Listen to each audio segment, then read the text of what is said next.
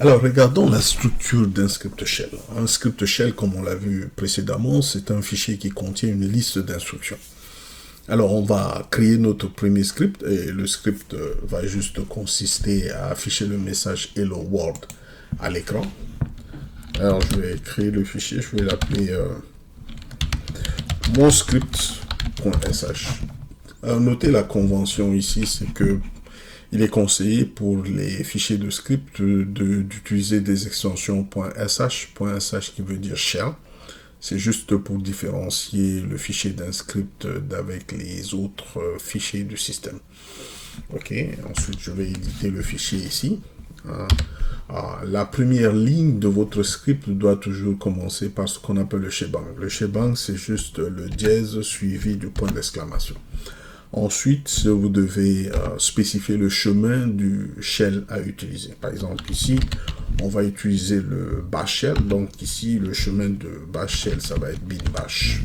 Ok, si pour certaines raisons vous voulez créer un Python script, vous devez ici, après le shebang, spécifier le chemin de Python. Sur cette machine, j'utilise le Python 3, donc le chemin de Python 3 dans ce cas, ça va être usr bin Python 3, ok, comme ça. Et à ce moment, toutes les instructions qui vont suivre doivent être des instructions Python. Dans notre cas, on veut écrire plutôt un script bash. Donc ici, je vais démarrer la première ligne de mon script avec le chemin de bash. Shebang suivi du chemin de bash qui est bin bash. Ok. Alors, ensuite viennent les différentes instructions. Ok, on va voir les différents types d'instructions. Un script va contenir les entrées, sorties, il va avoir une certaine logique, etc., etc. On va voir comment construire la logique d'un script en utilisant les structures conditionnelles, les structures de contrôle, les boucles, etc., etc. Vous avez les fonctions, vous avez les variables, etc. Donc tout ça, ça va faire partie de ce que nous allons étudier pour pouvoir en fait écrire des scripts beaucoup plus complexes. Ok. Alors, il faut savoir faire ce qu'on appelle les commentaires. Les commentaires, c'est tout ce qui est précédé par le dièse. Donc, si vous voulez écrire des commentaires, faites-les précéder par dièse. Tout ce que vous faites précéder par dièse est complètement ignoré par Bash puisqu'il le considère comme un commentaire. Ça ne va pas exécuter, ça ne va pas afficher à l'écran. Ok.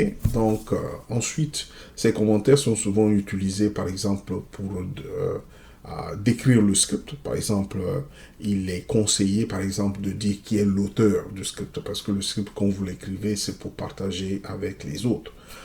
Donc, certaines personnes vont devoir l'utiliser, vos collègues peuvent l'utiliser, etc. Donc, pour chaque instruction, il va falloir documenter ces instructions, expliquer ce que fait en fait chaque instruction pour permettre à celui qui utilise le script de bien le comprendre. Alors ici, par exemple, généralement, je commence par qui est l'auteur. Donc, je vais mettre mon nom ici comme l'auteur du script. Ensuite, je dois donner une petite description, par exemple, du script. C'est pas obligatoire, mais c'est ce qu'on appelle les bonnes manières.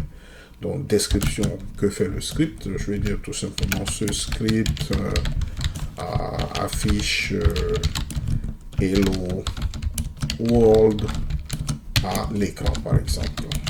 Ok, donc c'est une petite description. Par exemple, il y a des choses, par exemple, c'est un script complexe qui doit avoir des paramètres de ce genre de choses. Vous pouvez les ajouter ici tout à fait en haut. Par exemple, vous faites la description de l'usage, comment utiliser le script.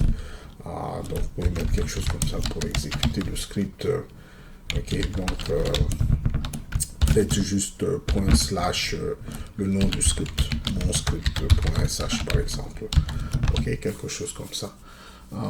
Ensuite viennent les instructions. Donc, une fois que vous avez fini la partie description de votre script, viennent les différents types d'instructions. On va voir les différents types d'instructions. Donc, les instructions, doivent être listées les unes après les autres. En général, comprenez tout simplement qu'un script, c'est un programme. Et les scripts bash aussi suivent la même organisation. Généralement, vous allez avoir ce qu'on appelle les variables. Si vous avez des variables globales, ces genres de choses, vous les déclarez d'abord, vous les initialisez, En tête, on va voir ce que c'est que les variables, comment utiliser les variables, comment déclarer les variables dans un script bash. Ensuite, après les variables, généralement viennent les fonctions. Ça dépend. Donc, vous pouvez avoir des fonctions comme vous pouvez ne pas avoir des fonctions. Ok, donc si vous avez des fonctions, vous les déclarez, hein, d'accord, ces fonctions les unes après les autres suivant la visibilité. Hein. Donc une fonction, par exemple, la fonction A peut avoir besoin d'appeler la fonction C, donc la fonction C doit être déclarée avant la fonction A, etc. etc. On verra ce qu'on appelle la portée de ces fonctions-là. Ensuite, après les fonctions, généralement, viennent maintenant la liste des instructions. Donc, les instructions normales. Dans les instructions, vous avez les entrées et sorties telles que, par exemple, l'utilisateur entre des données, il y a une logique derrière, vous utilisez les structures de contrôle pour prendre des décisions, etc. Donc, vous avez ces listes d'instructions qui suivent après. OK? Donc, généralement, c'est comme ça qu'on structure, en fait, un script. OK? Et donc, dans notre cas, c'est-à-dire qu'on n'a qu'une seule instruction, ça va être, on n'a pas de fonction, on n'a pas de variable, on n'a rien. Dans ce script, c'est juste d'utiliser la commande echo. La commande echo permet d'afficher quelque chose à l'écran, comme son nom l'indique, echo. Si vous passez un paramètre en argument echo, il retourne tout simplement ce paramètre-là à l'écran pour vous. Donc ici, je vais appeler echo avec le message Hello World, ce qui nous permet de l'afficher à l'écran. Ok, ça c'est tout. Donc ça c'est notre premier script. Après avoir fini d'écrire votre script, je vais juste le sauvegarder ici sur place.